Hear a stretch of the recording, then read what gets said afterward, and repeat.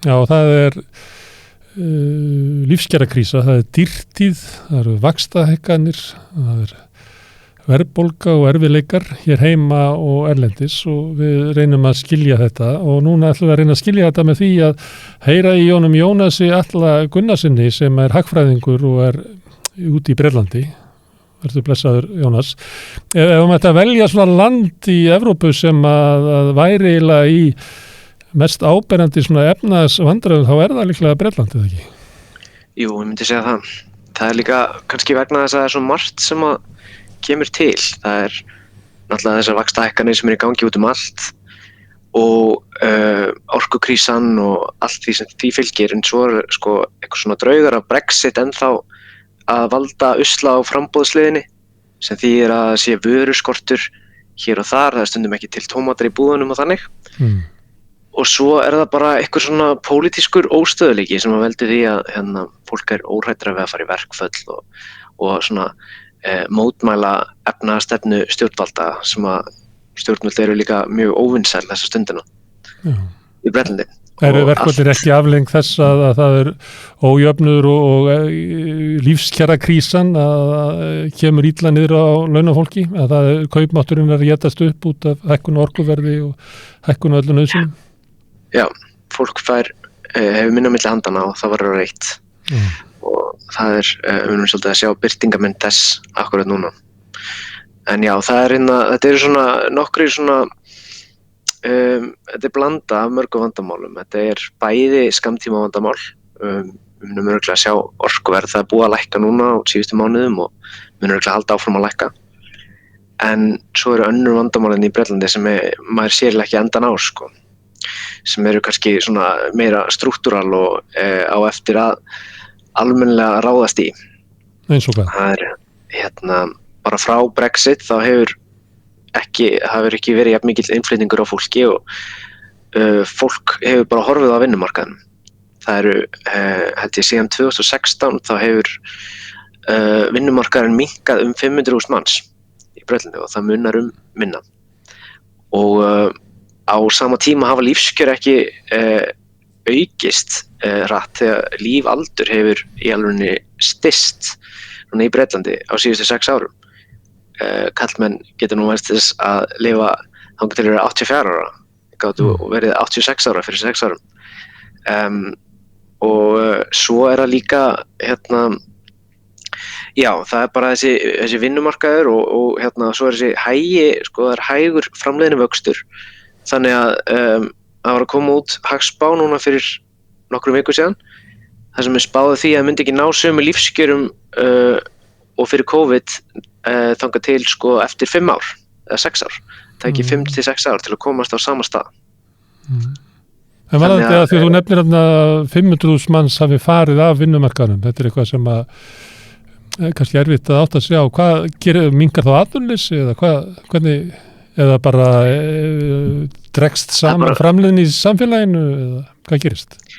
Já, það minnkar bara atvinnan, störfum fækkar, fyrirtækjum fækkar, skatttekjur minnka og það verður bara kemur minna í ríkiskassan og kemur minna í minna framleitt af öllu. Þannig að landið í sjálfu sér bara að smækka. Þótt að séu jafn margir sem búa það verður bara fleiri sem að kjósa vinna ekki eða eða fá ekki vinnu. Og færri sem að koma að utan. Þannig að þetta eiginlega eitthvað svona perfect storm svona þar sem að COVID kemur ofan í Brexit. Já, og riðlar öllum öllum aðfangakeðjum upp og líka það fólk það miklu tregara til þess að vinna bara í Bretlandi og kannski líka vegna þess að launin ekki nógu há til þess að bæta upp fyrir það. Og þeir að finna fyrir þessu sérstaklega í heilbrigðiskerunum. Það vantar mörg 100.000 störf í bresku heilbrigðisþjónustunni, NHS, og mun örugglega halda áfram vera viðvarandi mannekla þar í nokkur ár. En þú sagðir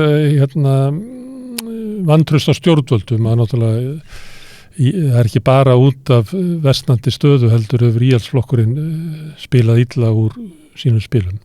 Það hluti af vandanum að stjórnvöld eru veik og eiga kannski erfiðleikum með að marka einhverja stefnu sem að einhver sátt getur verið að það sé að þau orð þeirra eða stefna svona, þetta bara dauð og virki ekki? Já, ég held að megi alveg segja það. Það einhver flumbrugangur annað hjá stjórnvöldunum og þau veit ekki alveg hvernig þið að snúa sér, hvort þið að hækka skatta, lækka skatta, auka eða minnka ríkisútgjöld. Þið hafa gert margt sem alveg ágætt og þau hafa til dæmis sett á hvalrekaskatt á orkufyrirtæki sem eru að græða mikið og það kemur mikill peningur inn í ríkiskassan þá sem að þeir nota síðan í sértæka styrki fyrir lágtekjufjölskyldur.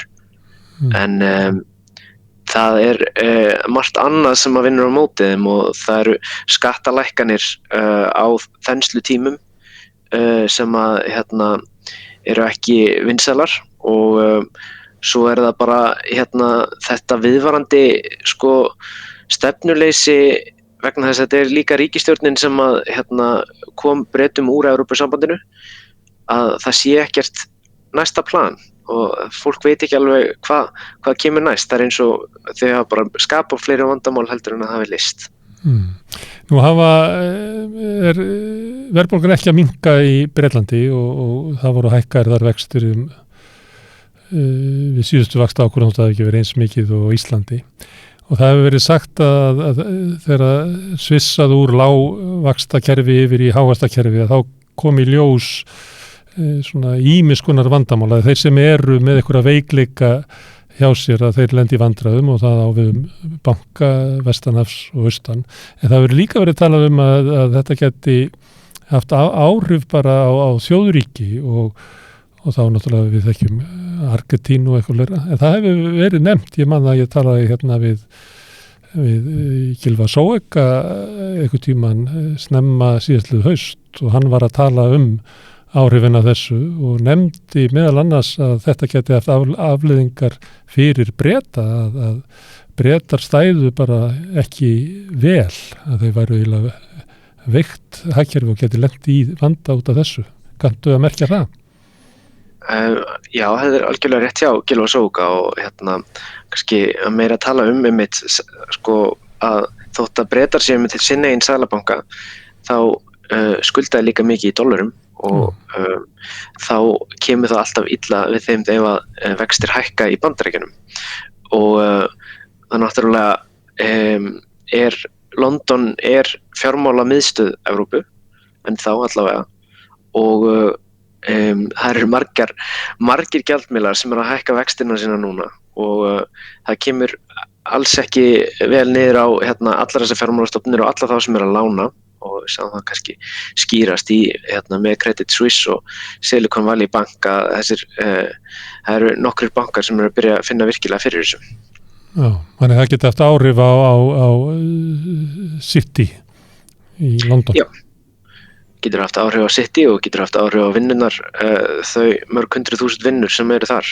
Já, það náttúrulega gríðarlega stórt fyrirbrigði og ef það högtir eitthvað þar þá getur haft áhrif út allt Bretland. Algjörlega, en svona persónulega þá held ég að og vona það að þessi fjármálakrísa verði allavega bara innan fjármálageirans en sem komið Andrew Bailey, seðlabankastjóri Englands, hann var að halda ræðu bara fyrir í dag þar sem að hann tók fyrir það að hann ætlaði eitthvað að hægja á vaxtahækkunum vegna fjármálakrísunar. Hann ætlaði ekki hann sagði að bankar ættu frekar að horfa til þess að ná verðbólgunni niður heldur en að óttast einhverja fjármálakreppu.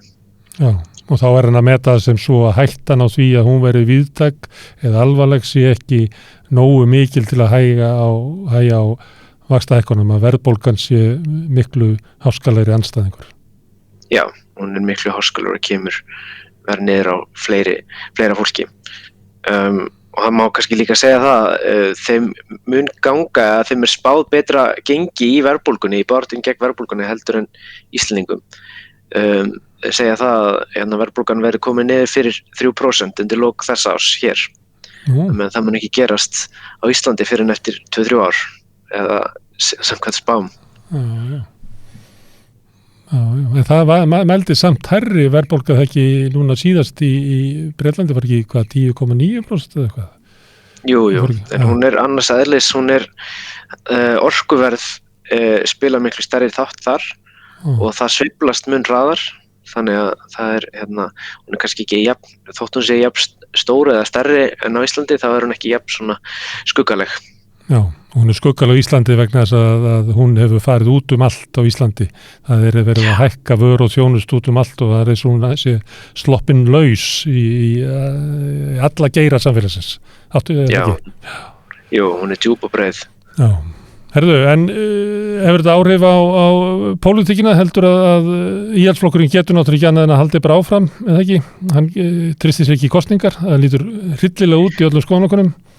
Já, hann mun ekki efna til kosninga fyrir hann þarf að gera held ég sko, en ég held að það sé rosalega margt sem þurfa að koma til þess að þeir munu ná að vinna næstu kosningar. Ég held að það sé eiginlega bara skýrt að verkamannaflokkurinn komist í ríkisstjórn næst og það var bara spurning hvernig hann spilur úr því og hvað mun breytast við það.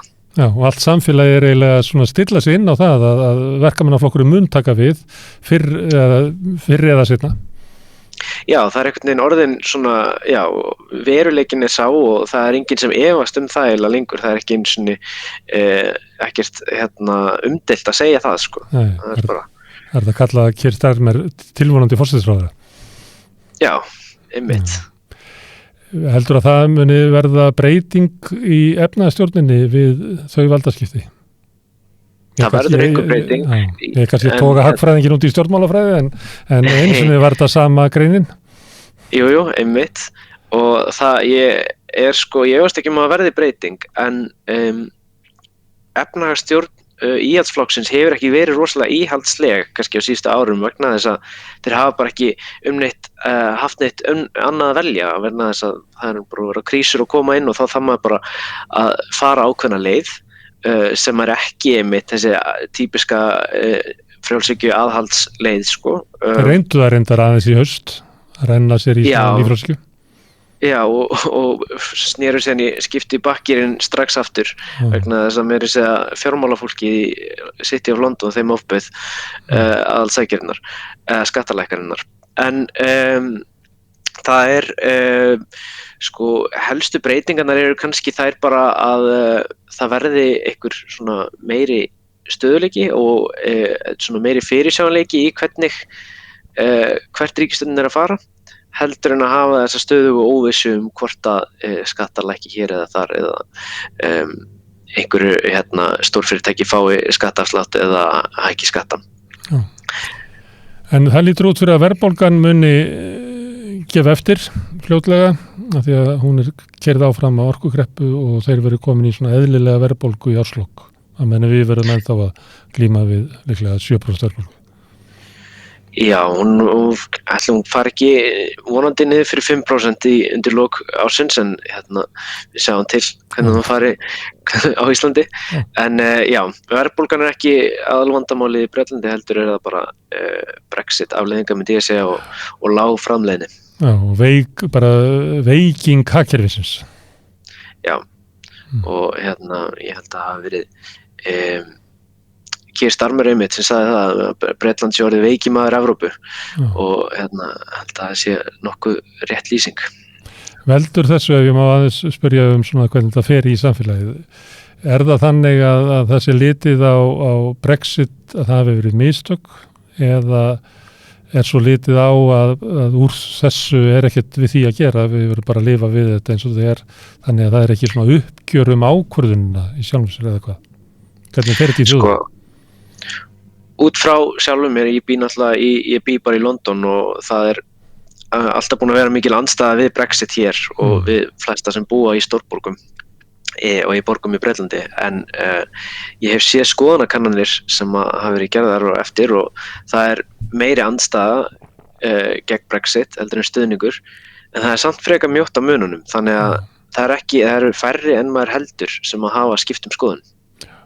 Þetta er erfitt að skipta skoðun á svona afdrifaríku atriði, það er ekki aftur snúið rúgulega eða hvað.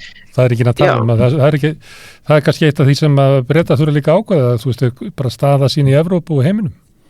Já, og mér finnst að verkamannaflokkurinn er ekki að fara að sækja eftir aðild að Evrópusambandinu. Þeir bara vilja núna bara búa til nýtt plagg og horfa áfram fram á veginn og reyna að búa til eitthvað öðruvísi framtíð fyrir sig og svo að einmitt, það er kannski bara skip sem er búið að sigla og er enginn að pæla í þessu ennþá.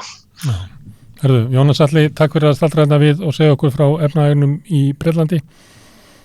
Takk sem leiðis. Já. Og við snúum okkur að næsta máli eftir augnablik.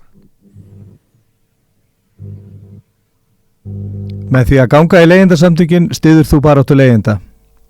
Leigjendasamtökin eru fyrir alla þá sem vilja berjast fyrir réttlátu húsnæðiskerfi. Leigjendasamtökin.is. Samstöðin er á öllum hlaðvarpsveitum. Rauðaborðið, Sanna Reykjavík, Samtal á sunnudegi og Helgispjall.